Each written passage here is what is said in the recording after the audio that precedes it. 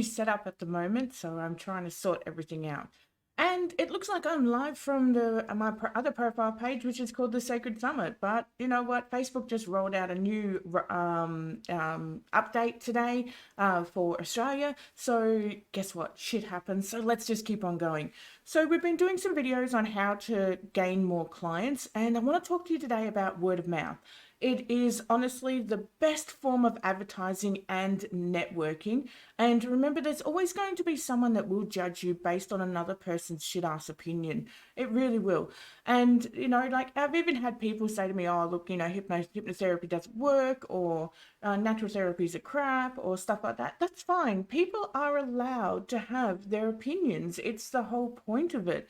But the thing is, one place where we can get stuck is, well, how do I get people to talk about me if I haven't had any clients? What's going on here? So let's talk about that, and I'll give you some hints and tips on how I started it all. But before I jump in on that, so let me talk about our 2022 events. We are running our Gut Directed and our Heal the Inner Child event in Melbourne in November. So you've still got a few months if you want to register and get on a pay plan of any sort. We are still organising what the actual location is, and this will be based on numbers closer to the date. So please jump on that. Heal the Inner Child, it is fully certified and accredited. That's 1 day of training. It's only $49, and we've had huge amounts of reviews. You're going to learn all about your Jungian archetypes, how to connect with the inner child, and understand what your client is going through that's more than what your client has been expressing. And then we have Gut-Directed Hypnosis certification, which is fully accredited, fully certified, recognized by the IICT. It's recognized globally as well. And it's also recognized by the AHA. So you will learn 3 new hypnosis modalities from the vagal tone, Japanese hypnosis, and paradox healing. Now, if you've done the IBS hypnosis protocol and you want to update to the Gut Directed because it is a big update, let me know, because I'm more than willing for you to jump in on the course and we can work out a discount rate because you have already done the training with us on some level. So please jump in on that. You can book on in, or if you need a pay plan, there's no hidden costs or anything like that. The only thing that I ask is that it's paid for by the time we're due to get started.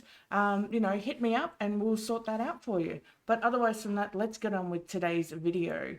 So word of mouth, how is it that you can get people to talk about you if you don't have any clients? Well, for starters, keep your shit off Facebook. That's one of the big things, because when people are talking about you, they're going to be networking to you on your Facebook. They're going to be watching in the background or seeking something. They're always going to be looking. And, and this is a tough subject, and it was a huge subject probably 6 months ago. But when it comes to vaccinations, your religious beliefs, all that sort of stuff, keep it off Facebook. That's it at the end of the day. Like I have opinions about certain situations, certain people, and I'm like, oh my God, really? But you don't go writing it all over Facebook. Why? Because that gives people ammunition to shoot you down. And unfortunately, there is what we call the algorithm of truth. And the algorithm of truth, it's a wonderful video. If you want to watch it, let me know. I'll send you the link on YouTube. It's totally worth the 45 minutes. And when it comes to the algorithm of truth, unfortunately, there are people out there that surf people's Facebook pages in order to find some shit on them just because they want to bring them down because they've been hurt on some level. So whatever you do, keep your shit off Facebook, okay? Simple as that. You want to make sure that, even your personal profile, like sure, it's got to resonate with you on some level, but don't go for those battle questions or those battle scenarios, okay? Opinions are scarce or ambiguous. They really are.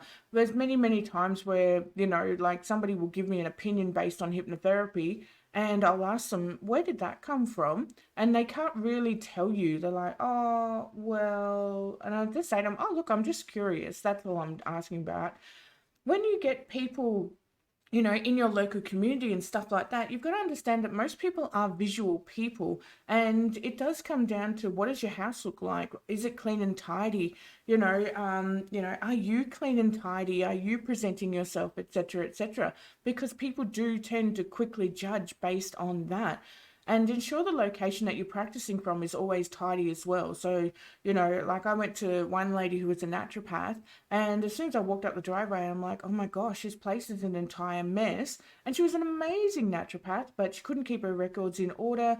Her room was just disgusting. She had a massive dog that just like bark, bark, bark all the time. I was like, well, how am I supposed to, kind of relax into this and recommend people to her if she can't keep the external environment at that professional level? Okay, so when it comes to that word of mouth, people are always watching, they're always networking, and somebody may know you from a Facebook Live or from an interview somewhere. I've had random people hug me in other countries because they've seen me on YouTube and stuff like that. So it does happen. You've got to make sure that you're keeping that rapport and that word of mouth at that higher standard, because people will be talking about you. I've had emails from people saying, oh, I heard that somebody was laughing because you stuffed this up, blah, blah, blah. And I'm like, okay, it doesn't matter who that somebody is because that's their opinion, but it's okay to make stuff up. Like it's completely okay. And unfortunately, there's going to be people on your email list in your community and things like that that are not necessarily your friend, but for some reason they're interested in what you're doing and seeing you bugger up along the way. So when it comes to word of mouth, there can be a lot of negative word of mouth that's going on as well. Also, be an advocate rather than an advertiser. This is something that I come across a lot. So when people are being advertisers, they come across people and they're less like, oh, this is a potential client, blah, blah, blah, blah, blah. And, I even had to learn this myself very early on in my career, because I thought to myself, but there's so many people I can help, and this is such a great thing that we do. But 99% of people really didn't want to listen to it. So I started to be an advocate for it rather than an advertiser. And what do I mean by that? So I started doing free workshops and free talks and things like that. And rather than being the advertiser, I was just like, look, we're going to go through 5 things to help you with your anxiety.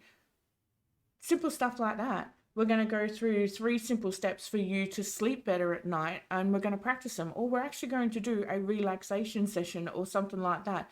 Be an advocate. Always act as the advocate, even in tough times. People will remember that one bad thing you did over the 100 good things that you did.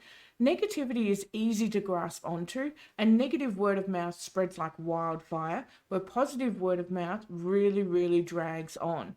So when it comes to, being an advocate rather than an advertiser, it's not about you constantly seeing if you can get a client in the room or something like that. It's about you making sure that you advocate towards what it is your services can do, what they can achieve, and being passionate about that. Just making sure that, people are aware of something that is available and that, it can help.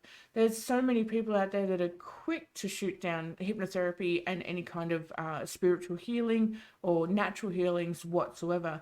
And it's easy for them to shoot it down rather than just go to the doctor or whatever. And that's, it's when people are shooting it down, that's like, a fear-based thing as well. So you're dealing with somebody who has fear inside them or miseducation on some level. So be an advocate rather than an advertiser. And I have no issues whatsoever. I took some really bad advice from a guru many, many years ago. And she always said, oh, never discount your prices, never reduce your prices, because you're just reducing the value of the industry. And it's like, well, there's no statistical value on any industry, when it comes to what it is that we're doing, because everybody's doing it on such different levels, charging different amounts all across the world. So, when it comes to devaluing at the end of the day, they may be actually talking about themselves, not the actual industry as a whole, and having that as a representation. So don't be afraid to do a freebie of some sort. I've done that and it worked very, very well. At one stage, I actually did like a $10 investment thing, and that the $10 was basically just to get people to show up for a half-hour relaxation session to de-stress, and you got 3 simple hints on how to sleep better at night. 30 minutes, $10. Didn't sound like much, but at the end of the day, what happened was I would have gotten at least 100 people in for those sessions inside of my clinic when I was in Mount Gambier, because I'd only just moved to the area, and I was like, well, how do I get this up and running? Then once that person actually came, I said to them, hey, if you need help with, because at the time I only did quit smoking, if you need help with quit smoking, I will do it at $200 instead of my normal price of $600. Here's a coupon if you want to book it online. And then that's kind of weaned out the cheap people that were just coming for the $10, and then started getting me practicing into bigger and better things. And then with time, I then got into anxiety, depression, gut directed, all that sort of stuff. So, you've got to start somewhere and be that advocate. When it comes to your word of mouth as well, when it comes to the ends of my sessions with my clients, I never say to them, hey, is there anybody else in your family that I could help? I always say to them, is there someone specific that would like the same results of what you've gotten? And they'll tell you someone specific because they have rapport with that person, they love that person, they want to see them get better or anything like that. And when you ask for that specific name, they'll tell you. And then write that specific name on the card and then give it to your client as they're leaving and say, hey, can you just give this to your friend, whatever name, and just say to them to contact me at some stage because we believe we can help you. Now, that person now is going on a quest. They feel like they have something to do for you, because if you just give them a card, it ends up in the bottom of the barrel, and people don't want to talk about mental health. They don't want to talk about that they went to a therapist or anything like that. So when you give them a specific task with a specific person, that's because they're in rapport with that person and that person trusts them already, and they will pass that on. Now, they may not pass it on immediately. They may pass it on in 2 or 3 months when they're rummaging around in their purse one day, but they will pass it on. And then that person contacts you, and then boom, you have another client because they already have that rapport with that person for you. So word of mouth is one of those things that is highly, highly effective. Honestly, it's the slowest growth out there, but one person leads into two people lead into four people lead into 8, and you can see the pattern that's going on here. So by all means, don't be afraid to do a free training of some sort or do a free talk of some sort.